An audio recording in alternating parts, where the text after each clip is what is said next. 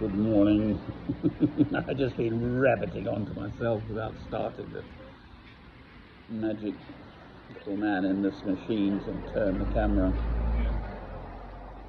See me. There is the passage. Well kicked. Good shot. Where's the goal? How'd you do? Oh, well done, that man. Oh, he's a good man. Oh, that's a good excuse. Where are you guys off to? Berwick. Oh, Berwick. Scotty land, depending which side of the river you're on, or England.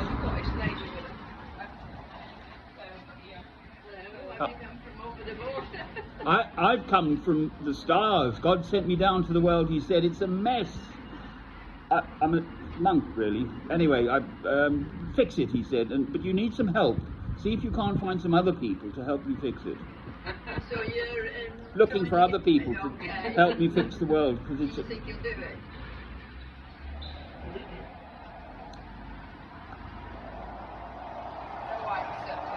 It depends if people will hear and see.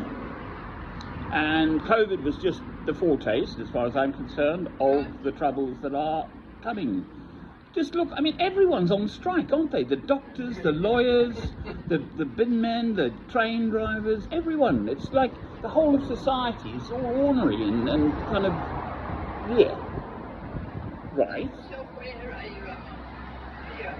On St Michael's Square. I'm not qualified at anything. I've been to 4 colleges of higher education: Bristol University for medicine, St David's University College for South Wales for religion and ethics, Goldsmiths College for psychology, and Thames Polytechnic for computing. So I'm a very bright bloke. Absolutely. No, I get more and more, well, whatever I am as I grow older, and whatever I am a Christian. So that's the answer, and love is the answer. The 2 commandments: love God, love your neighbour as yourself. That is the answer. So I do have the answer. No one's listening. Not, obviously, that is a qualified. But in general, in the West, people think they're all material people, so, fine, etc. And we're not. COVID closed the world down. That's God to me saying, mankind, listen to me.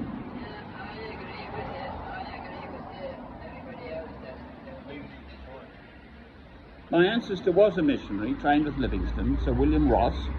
So I am, with the red beard left, mostly grey, but anyway, I am very proud of him, and so on. He went out to Africa, and so on and so on. And I've always wanted to be a doctor of souls, not of, a medical.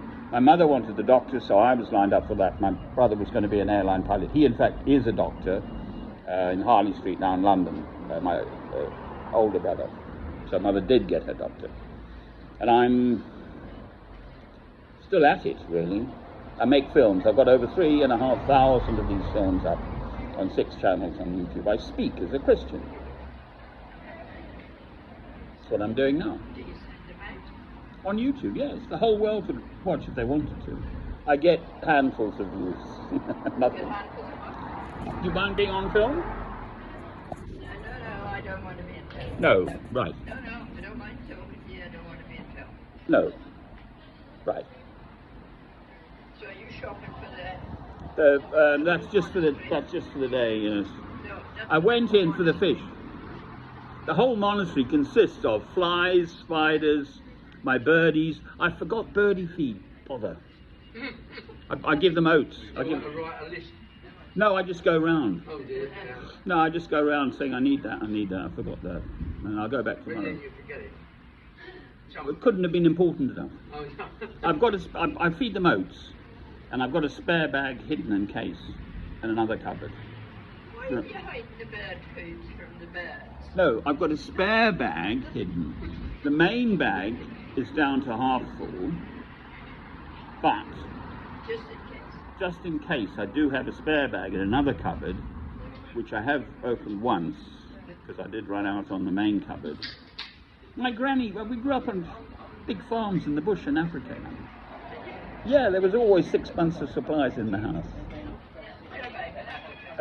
Well, it's called Cavers, Bedford, Eastern Cape. On the main farm were 50 men, Xhosa, like Mandela's language. 200, 300 people, black people, on the village, 50 men. But there was a village there too. Colin was my mother's. So what was your mum and dad? Mother was a maternity sister, trained at Guy's. My own father, in fact, died of a heart attack before I was born. And then this gentleman who became my stepfather had already proposed to my mother before she met my own father. And then a mutual friend, when my own father died, mother had 2 little wee barons at that point. He proposed, and that was that. And then he, looked after us as well. He was an analytical chemist, treating water and purifying water and that sort of thing. And I had wonderful elderly gentlefolk parents. The kitchen was the place he used to walk through on the way to the workshop. So he fixed everything, did the bills and all of that. Mother did the housework and the cooking. Yourself, do you have children? Yeah, 4. How are they doing? Poor old mum. Both of us boys, my older brother and myself, had broken marriages, so she never knew the grandchildren. So sad. My own son committed suicide. Oh dear. We're very lucky. We've got 4 children, 10 grandchildren. Very poor at Christmas then. Eh? Your riches are in the children. Yeah, and then Christmas is really we spend and spend and spend. Yes. We don't, yeah. But you don't mind. No. Mother used to, we lived in London, so we had relatives in South Africa, Australia, New Zealand, Canada, particularly Lindsay, my cousin. Her husband was a jumbo pilot, Air New Zealand, so she got a free flight once a year. Her mother was in Joburg, Johannesburg, so she'd go and see her mum on a free flight, and then she'd come up to London and stay, and I had to sleep on the floor because she got my room, Lindsay. But they had a farm in New Zealand as well with 400 deer. So farming people. 400. Deer. All right. Not cheap. Deer. Yes. Well, I was boasting. We had, with my former wife, she had 2 horses, 3 cats.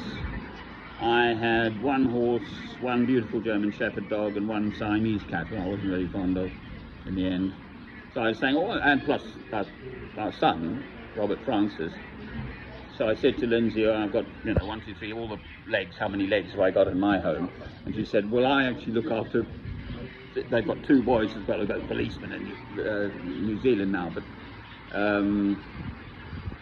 we've got 400 years, so that put me in my place. Oh,